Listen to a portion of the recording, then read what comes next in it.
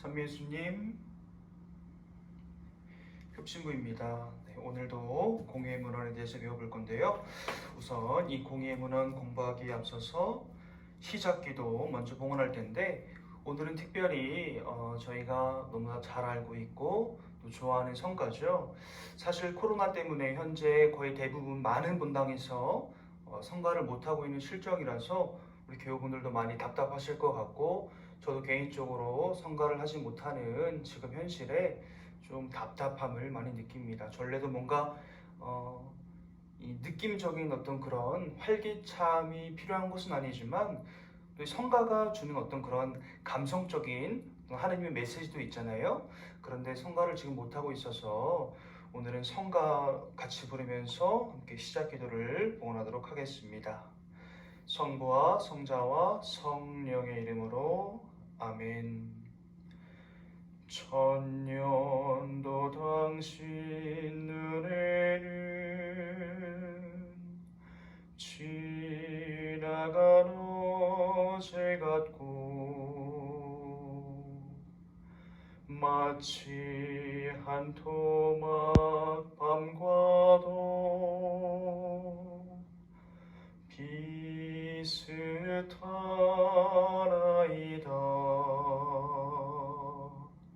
주여, 당신만은 영원히 계시나이다. 주여, 당신만은 영원히 계시나이다.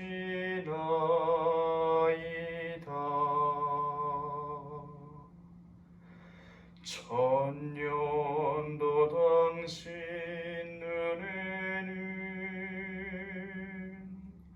지나간 어제 같고,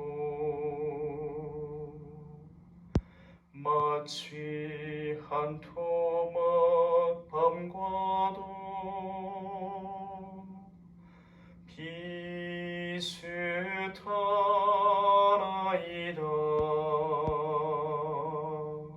주여, 당신만은 영원히 계시나이다.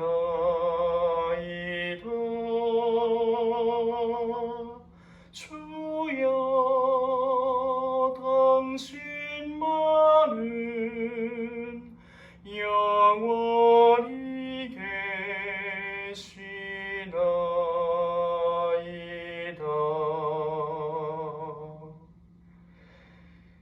영원한 생명의 하느님, 저희가 오늘 또 이 공의의 문헌 특별히 전례 주년에 대해서 공부하려고 합니다. 이 시간을 통해서 당신께서 우리 교회에 내려주신 사명을 저희가 다시금 기억하게 해주시고, 이 전례 주년이 우리의 일상이 늘 당신의 신비와 현존 안에서 매일매일 새롭게 체험할 수 있는 그 장소가 될 수 있도록 이끌어 주시기를 청합니다. 성부와 성자와 성령의 이름으로 아멘. 네, 강의 시작하겠습니다. 가톨릭 교회에서 말하는 하느님, 또 우리 가톨릭 교회가 현존하는 이유, 거기에 대해서 공의회에서 많은 교부들과 또 주교님들이 많이 고민을 했어요. 그래서 다음의 질문을 이렇게 생각하게 됩니다. 어떻게 하느님 구원의 역사를 잘 느끼며 살아갈 수 있을까? 우리 신자분들로 하여금 어떻게 이 하느님의 사랑이 넘치는 그 구원의 역사를, 우리 일상을 그 안에서 현존하시는 하느님을 잘 느끼며 살아갈 수 있게끔 하려면 교회는 도대체 무엇을 마련해야 하는가? 그 고민을 하다가 결론을 이렇게 내린 것입니다. 전례주년. 다들 한 번씩 들어보셨죠? 전례주년에 대해서. 네, 전례주년이란 무엇인가? 첫 번째는 매 순간마다 주님의 구원을 느낄 수 있도록 하는 것이다.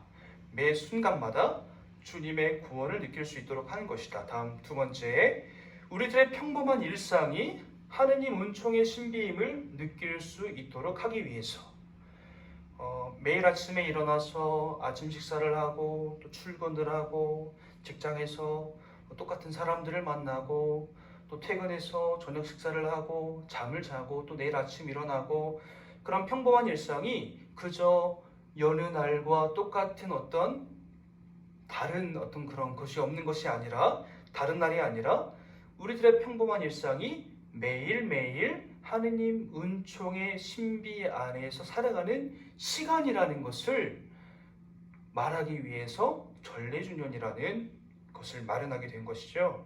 네, 그래서 우리 성무일도 앞서 배웠던 성무일도에서도 배웠지만 시간의 성화, 인간의 성화 배웠잖아요. 이 전래주년의 목적도 우리 일상의 시간을 성화시키는 데에 바로 목적이 있겠다 할 수 있겠습니다. 넘어가겠습니다. 자, 그렇다면 공예문헌에서 전래주년을 어떻게 말하는가? 네, 함께 읽어볼게요. 하늘을 주기로 하여 예수님의 강생과 예수님의 성탄에서부터 승천, 성령 강림까지 또 복된 희망을 품고 주님의 오심을 기다리는 대림까지 그리스도의 신비 전체를 펼친다. 이렇게 구속의 신비들을 기억하며 주님의 풍요로운 힘과 공로가 모든 시기에 매일매일 어떻게든 현존하도록 그 보고를 신자들에게 열어서 모든 신자들이 거기에 다가가 구원의 은총으로 충만해지도록 한다. 바로 이것이 이 공의의 문헌에서 말하는 전래 주년에 관한 정의입니다. 102항이에요. 문헌을 갖고 계신 분은 한번 읽어보시면 좋겠습니다. 자, 그렇다면 전래주년은 우리 안에서 어떻게 구분되어 있을까요? 첫 번째, 대림식입니다. 예수님의 거룩한 탄생을 기다리는 시기라고 하죠. 대림시기. 네, 다음 대림시기가 끝나면 성탄 시기가 시작이 됩니다. 예수님의 거룩한 탄생을 기념하는 시기다. 네, 넘어가면 또 사순시기가 있어요. 제1수요일부터 시작되는 사순시기. 예수님의 죽음을 묵상하고 부활을 기다리는 시기죠. 그래서 우리가 한편으로는 이런 생각도 들어요. 사순시기가 되면 우울해야 되고 뭔가 표정이 어두워야 되고 왜냐? 예수님의 죽음을 기다리니까. 이게 아닙니다. 사순시기는 오히려 앞서 강의에서 제가 설명해 드렸던 것처럼 이 파스카로 넘어가기 위한 과정이라고 생각하시면 돼요. 예수님의 죽음도 물론 중요하지만 이 사순시기 너머에 있는 부활을 기다리는 그런 시기이기 때문에 사순시기는 어떻게 보면 다른 어떤 시기보다도 굉장히 기뻐할 수 있는 그런 시기라고 할 수 있겠습니다.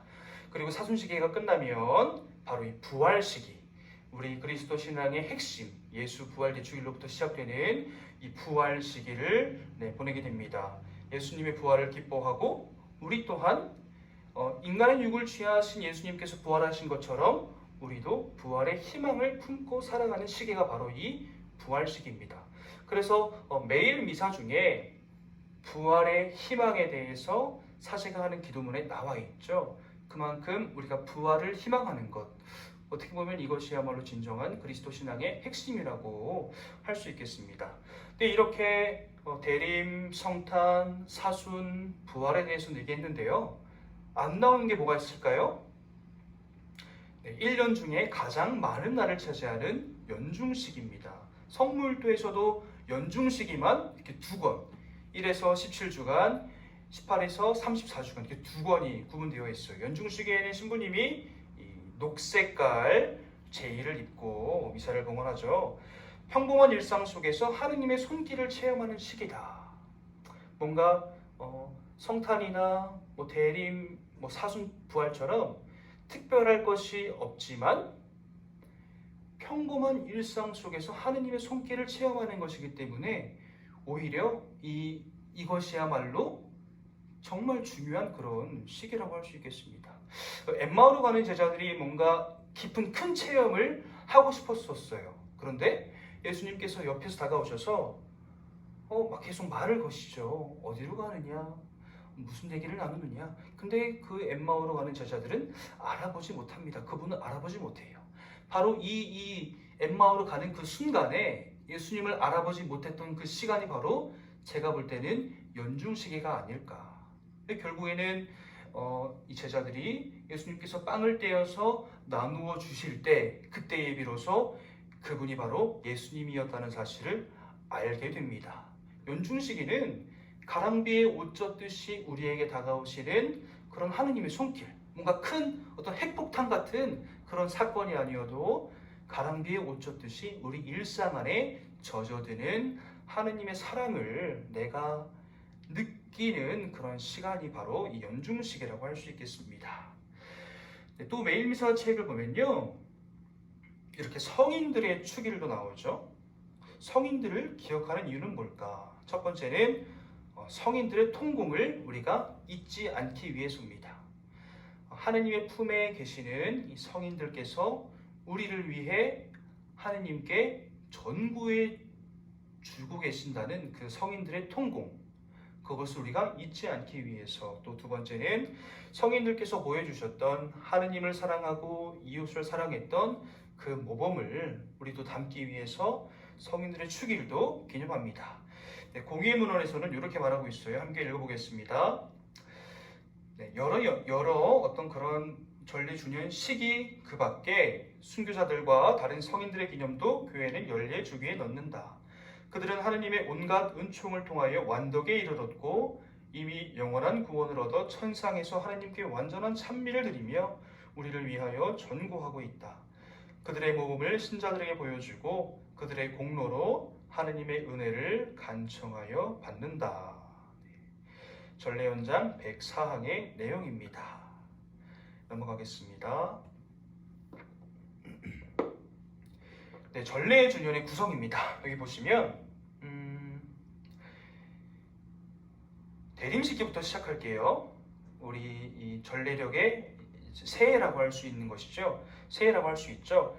대림시기부터 시작을 해서 대림시기가 끝나는 날 예수 성탄 대축일로 대림시기가 맞춰지고 이어서 바로 성탄시기로 이어집니다.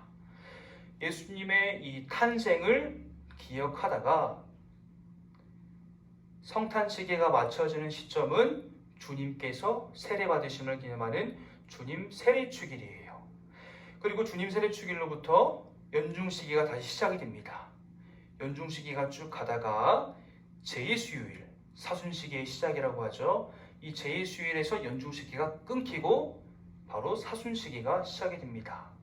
사순시기는 사순시기의 절정, 성주간, 특별히 파스카 성삼일, 성목, 성금, 성토요일 요 세 날을 중심으로 해서 사순과 부활이 그 시기가 나뉘게 돼요.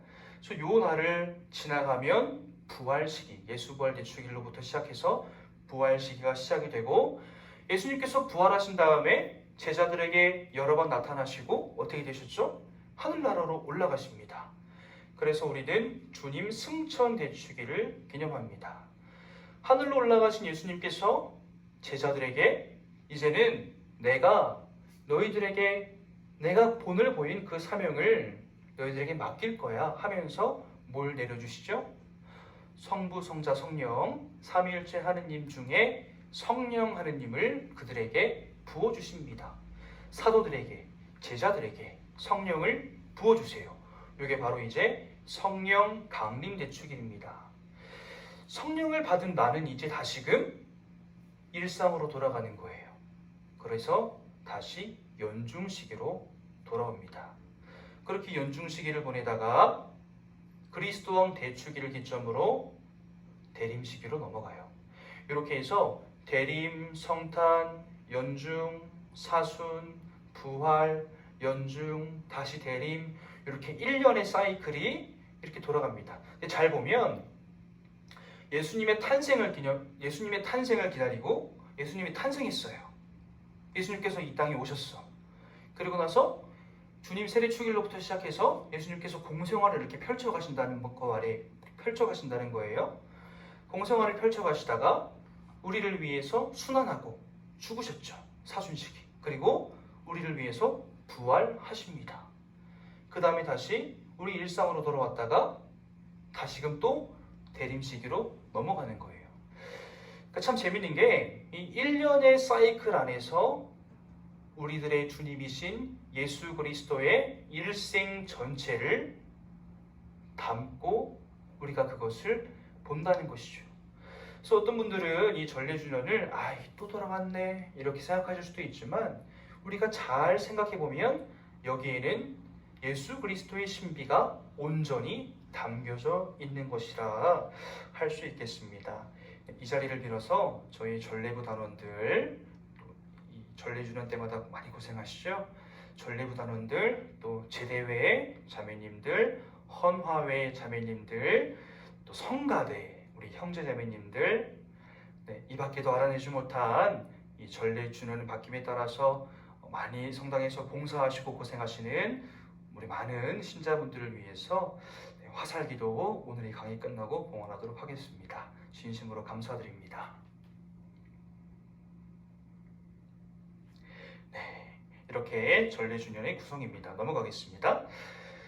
많은 신자분들이 궁금해하세요. 우리 가톨릭 교회에 4대 축일이 있습니다. 4대 축일. 저 끝에서부터 여기 밑에 사진들 보이시죠? 저 끝에서부터 한번 볼게요. 제일 끝에 있는 사진은 어떤 사진일까요? 네, 맞습니다. 1월 1일 천주의 성모 마리아 대축일, 하느님의 어머니를 기억하는 날입니다. 그리고 그 옆에 있는 사진은 8월 15일 성모 승천 대축일입니다. 그 옆에 있는 사진은 예수 성탄 대축일, 그리고 마지막에 있는 사진이 예수 부활 대축일이죠. 제가 이걸 준비하면서 좀 궁금했어요. 왜 주님 승천 대축일은 의무축일이 아닌데 성모 승천 대축일은 의무축일일까? 우리 가톨릭 교회에 삼위일체, 상선보라, 강생구속, 천주존재 이 4대 교리가 있는데 4대 축일을 잘 보면 뭔가 이 4대 교리와도 깊이 연관이 있는 것 같지 않고, 왜냐하면 삼위일체 대축일도 여기 없잖아요. 우리 삼위일체 대축일도 지내지 않습니까? 근데 의무축일이 아니라는 것이죠.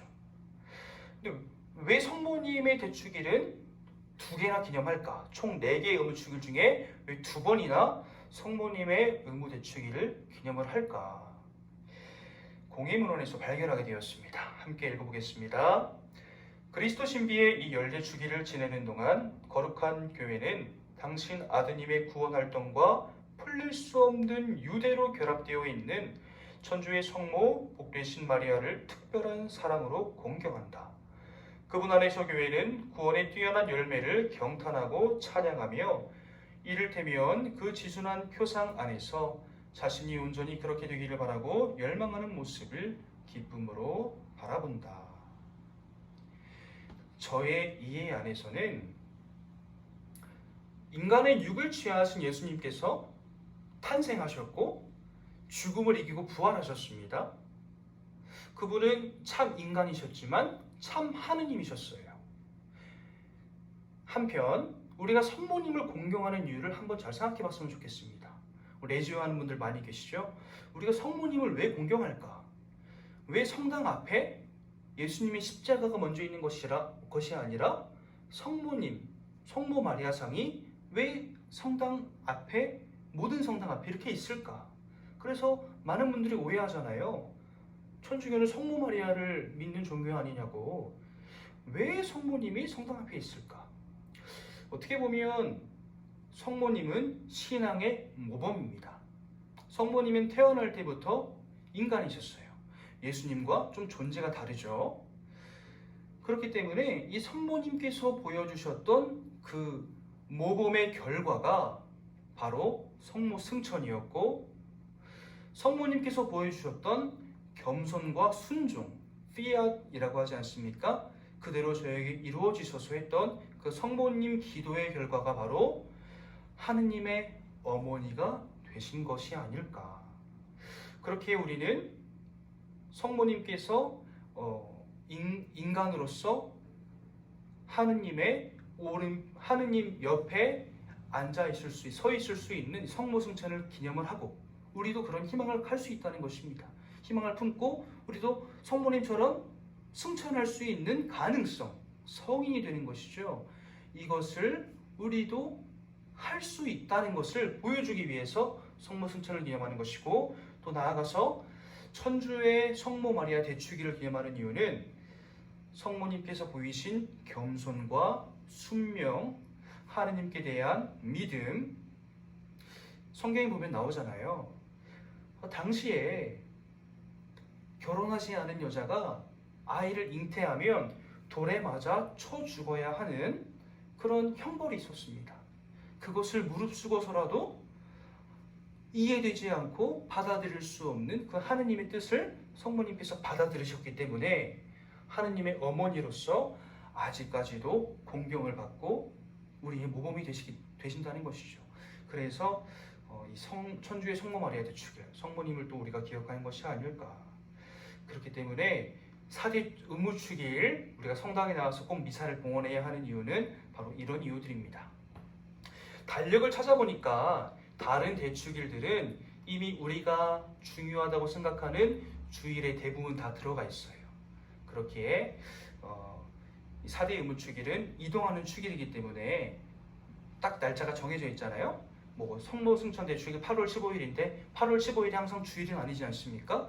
그렇게 의무축일로 정해놓은 것이 아닐까 싶습니다. 의무대축일 미사 나오셔서 꼭 미사 봉헌하시고 이 그리스도의 신비, 성모님을 통해 드러난 하느님의 사랑의 신비도 우리가 잘 묵상할 수 있었으면 좋겠어요.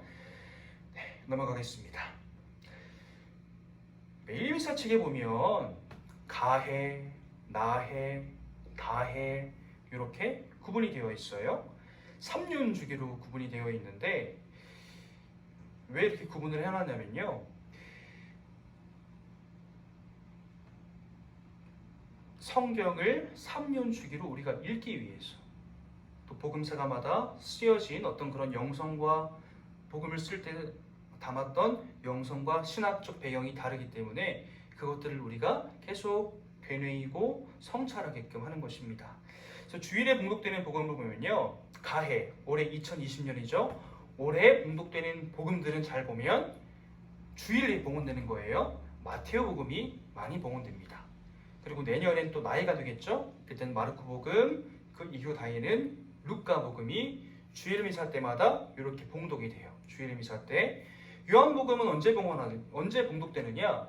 요한복음은 주로 부활 시기에 많이 봉독됩니다. 네, 이쪽 왼편에 있는 것은 우리가 방금 살펴본 거고요. 요 밑에 있는 거 보이시죠? 그렇다면 평일에 봉독되는 독서와 복음은 뭡니까? 평일에 봉독되는 복음과 독서는요. 주일과는 다른 주기로 갑니다. 주일은 3년에 한 번 돌아간다고 제가 말씀드렸죠. 평일에는 짝수회, 홀수회 이렇게 나뉘어져 가지고 복음과 독서가 계속 번갈아 가면서 봉독이 돼요. 그래서 매일 미사를 3년 동안 읽으면 성경을 한 번 읽은 것이라고 하는 말이 짝수회, 홀수회 계속 봉독이 되면서 또 가나다해 구분이 되어서 사복음서가 계속 봉독이 되고 그것을 우리가 3년 동안 듣고 또 그 매일 미사책을 보면 우리가 성경을 3년에 한 번 이렇게 뭐랄까요? 완전히 한 번 듣고 또 완전히 한번 완독이라고 하죠. 완전히 한번 읽을 수 있다는 것입니다. 네, 매일 미사책 꼭 이렇게 매일매일 잘 읽으셨으면 좋겠고요. 또 굿뉴스 같은 데 가면 매일 미사책 들을 수 있게 되어 있잖아요. 그것도 잘 들으셨으면 좋겠고 정말 좀 더 열정이 많으시고 시간적 여유가 있으시다. 이건 좀 시간을 내야 되는 것 같아요. 그러신 분들은 성경책을 매일매일 조금씩이나마 이렇게 읽어 가셨으면 좋겠습니다. 꿀팁 하나 드리고 싶은데요. 잠언이 총 31장으로 구성이 되어 있어요. 31장. 그래서 오늘이 8일이다. 그러면 오늘 8장을 읽고 내일 9일이다. 9장. 10일엔 10장. 이렇게 하루에 한 장씩 매일매일 읽어 나가는 그런 작업도 우리에게 참 좋은 것 같아요. 하느님께서 우리에게 하느님의 지혜를 부어주시는 것이 바로 이 지혜서의 말씀이죠. 지혜문학. 잠언도 있고 집회서도 있고 지혜서도 있는데 그 이제 한 달의 주기로 읽을 수 있는 게 바로 잠언서입니다. 그래서 잠언서를 한 장 읽는데 10분도 안 걸리거든요. 꼭 한번 실천해 보셨으면 좋겠습니다. 네, 이것으로 오늘 전래주년에 대한 강의는 마치도록 하겠습니다. 이 전래주년에 대한 강의의 골자, 핵심은 우리의 일상생활이 하느님의 신비 안에 이렇게 하느님 신비의 품 안에 들어와 있다는 거예요. 사실 요즘에 코로나 때문에 많은 분들이 신앙생활하기 어려워하시고 또 어떤 분들은 열심히 신앙생활 하시다가 편안한 신앙생활로 넘어가고 계신 분들도 계시죠. 얼마 전에 어떤 한 신부님을 배웠는데 그 신부님께서 이런 말씀을 해주시는 거예요. 처음에는 이제 코로나가 터지고 나서 평화방송이라든지 그런 어떤 유튜브 실시간 미사를 집에서 TV로 봉헌을 한 거예요. 그 신자분이. 근데 성당에 나오지도 못하는데 집에서 그렇게 미사를 봉헌하는데 성당이 오는 것처럼 옷을 이렇게 갖춰 입고 추운 바람 아니고 옷을 이렇게 갖춰 입고 그 거실에 앉아서 미사를 정성스럽게 봉헌을 하셨다는 거예요. 근데 뭐 4개월, 뭐 5개월 이렇게 지나니까 그렇게 그 첫 마음도 많이 이렇게 사라지면서 자꾸만 이렇게 서 있었던 그런 나의 모습이 이렇게 소파에 눕거나 아니면 그 미사 생중계가 되고 있는 상황에 뭐 카카오톡을 한다거나 다른 뭐 책을 본다거나 다른 유튜브를 본다던가 그런 모습으로 바뀌어가는 것을 보면서 그 신자분이 많이 성찰을 했다고 합니다.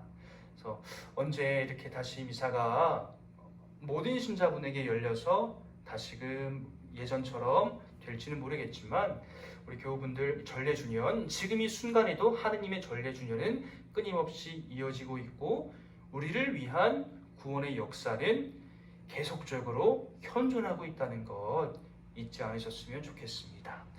하느님의 사랑이 우리 교우분들 가운데 늘 함께 하시길 바라면서 오늘 마침 기도 함께 봉헌하도록 하겠습니다. 성부와 성자와 성령의 이름으로 아멘. 하늘 아래 있는 모든 나라에서 모인 우리는 우리에게 맡겨진 모든 사람의 시련, 영육의 곤경과 고통과 염원과 희망을 우리 마음속에 지니고 왔습니다. 오늘날 사람들이 겪고 있는 온갖 고뇌에 우리는 끊임없이 관심을 기울이고 있습니다. 그렇기에 우리의 관심은 특히 더 낮고 더 가난하고 더 힘없는 사람들에게 쏠립니다. 그러한 까닭에 앞으로 우리의 토론에서 인간 존엄성에 관련된 모든 것, 진정한 인간 공동체에 기여하는 것은 무엇이든 중시하겠습니다. 그리스도의 사랑이 우리를 다그치고 있습니다. 영광이 성부와 성자와 성령께 처음과 같이 이제와 항상 영원히 아멘. 성부와 성자와 성령의 이름으로 아멘. 오늘도 수고 많으셨습니다. 하느님의 현존 안에서 늘 평안하고 기쁜 날들 되시길 바랍니다. 특별히 이번 수해로 비가 많이 와서 수해로 고생하고 계시는 수재민 분들을 위해서 미사 중에 함께 기도하도록 하겠습니다. 우리 교우분들도 우리 수재민 분들 평안한 일상생활을 다시 돌아갈 수 있도록 함께 기도해 주시길 부탁드립니다. 감사합니다.